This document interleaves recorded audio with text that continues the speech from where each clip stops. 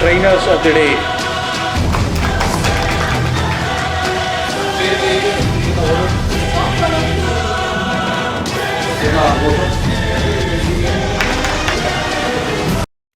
IT അല്ല ഞാൻ പറയുന്നത്. IT-യിൽ തന്നെ ഇപ്പൊ നിങ്ങൾ കേൾക്കുന്ന ആർട്ടിഫിഷ്യൽ ഇന്റലിജൻസ് എന്ന വാക്കും ഇപ്പൊ പുതുതായി ഈ ജനറ്റിക്സും ബയോളജിയും ഒക്കെ ചേർന്നിട്ട് സിന്തറ്റിക് ബയോളജി എന്ന പേരില് ഒരു സംഗതി വരുന്നുണ്ട്. ഇത് രണ്ടും ചേർന്ന് മനുഷ്യ സമൂഹത്തെ അല്ലെങ്കിൽ മനുഷ്യന്റെ ചരിത്രത്തെ നാലാമത്തെ വലിയ മാറ്റത്തിന് വിധേയമാക്കണം. മാറ്റം എന്നുള്ളത് ഈ മാറ്റം നമ്മള് പണ്ട് സംഭവിക്കുന്നത് പോലെ സ്മോൾ ഇവന്റ്സ് ഉണ്ടാകാൻ പോകുന്ന മാറ്റമല്ല. കാര്യം പല IT വന്നപ്പോൾ നമുക്കും ചെറിയ ഇവന്റ്സ് ഉണ്ടായി നമ്മുടെ ജീവിതം മാറി വന്നു. അതുപോലുള്ള ചെറിയ ഇവല്യൂഷണറി ചേഞ്ചസ് അല്ല സംഭവിക്കാൻ പോകുന്നത്.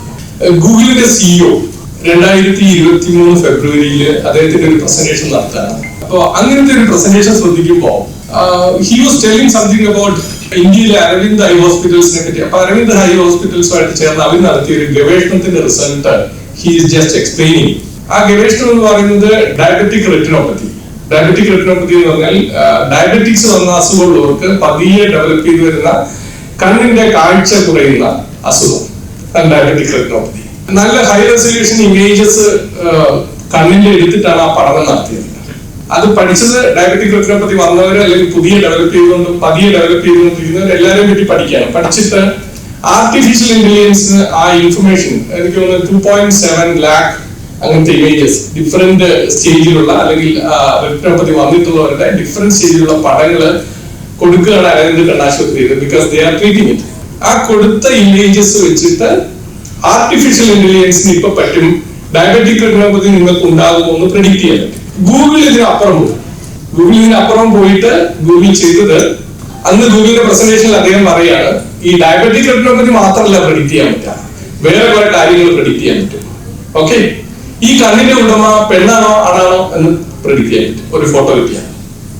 ഈ കണ്ണിന്റെ ഉടമയ്ക്ക് സ്മോക്കിംഗ് ഹാബിറ്റ് ഉണ്ടായിരുന്നു എന്ന് പ്രെഡിക്ട് ചെയ്യാൻ ഈ പടം കിട്ടിയാൽ.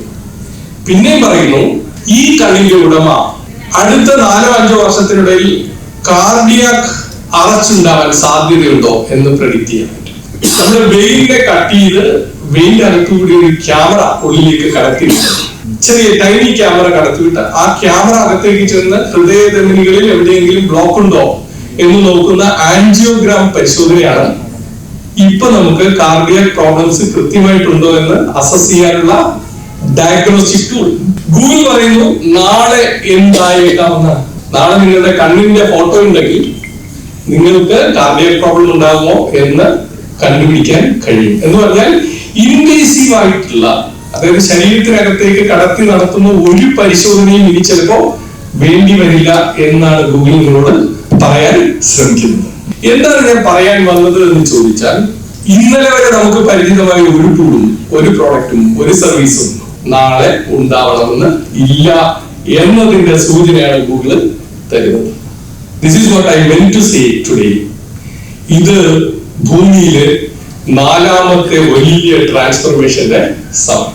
Every aspect of life is going to change.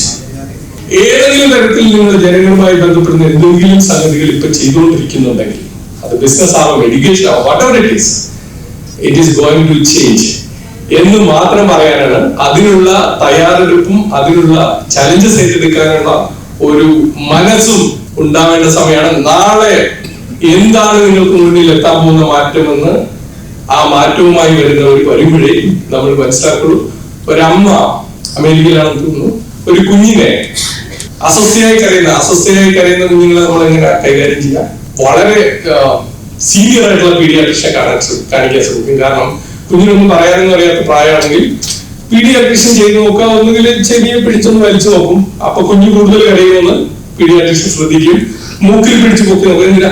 മൂക്കിലാണോ അസ്വസ്ഥത, ചെവിയിലാണോ അസ്വസ്ഥത എന്ന് അറിയാനാണ് പീഡിയാട്രിഷ്യൻ. അപ്പൊ കുഞ്ഞുങ്ങളെ ഡയഗ്നോസ് ചെയ്യാന്നുള്ളത് ഇറ്റ് ഈസ് വെരി ഡിഫിക്കൽട്ട്. കുഞ്ഞുങ്ങളുടെ അസുഖം ഡയഗ്നോസ് ചെയ്യാന്നുള്ളത്. അങ്ങനെയുള്ള ഒരു അമ്മ ഒരു കുഞ്ഞ് ജനിച്ചിട്ട് 2 വർഷമായിട്ട് കരച്ചിൽ നിർത്തുന്നില്ല. ആ അമ്മ ഈ കുഞ്ഞിനെ 19 പീഡിയാട്രിഷ്യൻസിനെ കാണിച്ചു. Nobody could find out what is happening inside that kid. അങ്ങനെ ഈ കുട്ടി വലിയ ബുദ്ധിമുട്ടിലായി, അമ്മ ആകെ വിഷമത്തിലായി. അമ്മ അപ്പോഴാണ് ചാറ്റ് GPT പറ്റി കേൾക്കുന്നത്. ആർട്ടിഫിഷ്യൽ ഇന്റലിജൻസിന്റെ പ്രത്യക്ഷത്തിലുള്ള ഒരു ആപ്ലിക്കേഷൻ ടൂൾ, നമ്മുടെ മുമ്പിൽ എത്തുന്ന ഒരു ആപ്ലിക്കേഷൻ ടൂൾ. ആദ്യത്തെ വേണമെങ്കിൽ ആളുകൾക്കൊക്കെ എങ്ങനെയാണ് അത് അനുഭവപ്പെടാൻ പോകുന്നത് അനുഭവിപ്പിച്ച ഒരു ടൂൾ വേണമെങ്കിൽ ഇതാണെന്ന് പറയാം. ആ ടൂള് എടുത്തിട്ട് ഈ അമ്മ വെറുതെ കുഞ്ഞിന്റെ ഈ 2 വർഷത്തെ അമ്മയുടെയും കുഞ്ഞിന്റെയും എക്സ്പീരിയൻസ് ചാറ്റ് GPTയോട് സംസാരിച്ചു. ഒരു 3/4 മണിക്കൂർ ചാറ്റ് GPT കഴിഞ്ഞപ്പോ സംസാരം കഴിഞ്ഞപ്പോ ആ കോൺവെർസേഷൻ കഴിഞ്ഞപ്പോ ചാറ്റ് GPT പറഞ്ഞു, this could be the problem. ഒരു ന്യൂറോൺ റിലേറ്റഡ്, അതായത് നട്ടലിലെ ന്യൂറോണുമായിട്ട് ബന്ധപ്പെട്ട എന്തോ ഒരു അസുഖത്തിന്റെ പേര് വന്നിട്ട് this could be the problem for this kid എന്ന് ചാറ്റ് GPT സജസ്റ്റ് ചെയ്തു. ആ അമ്മ ഈ ട്രാൻസാക്ഷൻ, അതായത് ഈ കോൺവെർസേഷൻ മുഴുവൻ കോപ്പി ചെയ്തെടുത്തോണ്ട് അവർക്ക് ഏറ്റവും വിശ്വാസമുള്ള പീഡിയാട്രിഷ്യൻ എടുത്ത് ചെയ്യുന്നു, കോൺവെർസേഷൻ കാണിച്ചു. അപ്പൊ ഡോക്ടർ പറഞ്ഞു, ശരിയാണ്, ഇത് ചിലപ്പോ മില്യൺസിൽ ഒരു കുട്ടിക്കൊക്കെ വരുന്ന അസുഖമായതുകൊണ്ട് ഞങ്ങളത് റൂൾ ഔട്ട് ചെയ്ത് വെച്ചിരിക്കുകയായിരുന്നു. It could be the problem for this kid എന്ന് ഞങ്ങൾ വെച്ചിരിക്കുകയായിരുന്നു. അതുകൊണ്ടാണ് ഞങ്ങൾ ഇതിലേക്ക് ചിന്തിക്കാനുണ്ട് എന്ന് പറഞ്ഞ് ഡയഗ്നോസ്, പിന്നെ നമ്മുടെ പ്രോപ്പർ ഡയഗ്നോസ്റ്റിക്സ് നടത്തുന്നു, കുഞ്ഞിന്റെ അസുഖം ഇതാണെന്ന് കണ്ടുപിടിക്കുന്നു, കുഞ്ഞിപ്പോ ചിരിച്ചു കളിച്ച് ജീവിക്കുന്നു എന്ന് പറഞ്ഞിട്ട് ഒരു കഥ കഴിഞ്ഞ മാസമാണ് ന്യൂസിൽ പ്രത്യക്ഷപ്പെട്ടത്. എന്ന് പറഞ്ഞാൽ ലോകം, ഞാൻ ഈ പറഞ്ഞ പോലെ വലിയൊരു ട്രാൻസ്ഫോർമേഷന്റെ മുമ്പിൽ നിൽക്കുമ്പോൾ ആണ് നിങ്ങൾ ഈ ചർച്ചയും ട്രെയിനിങ്ങും ഒക്കെ നടത്തുന്നത് എന്ന് ചിന്തിച്ചുകൊണ്ട് നിങ്ങൾക്കൊരു നല്ല ദിനം ആശംസിച്ചുകൊണ്ട് ഞാൻ നിർത്തുന്നു. നന്ദി.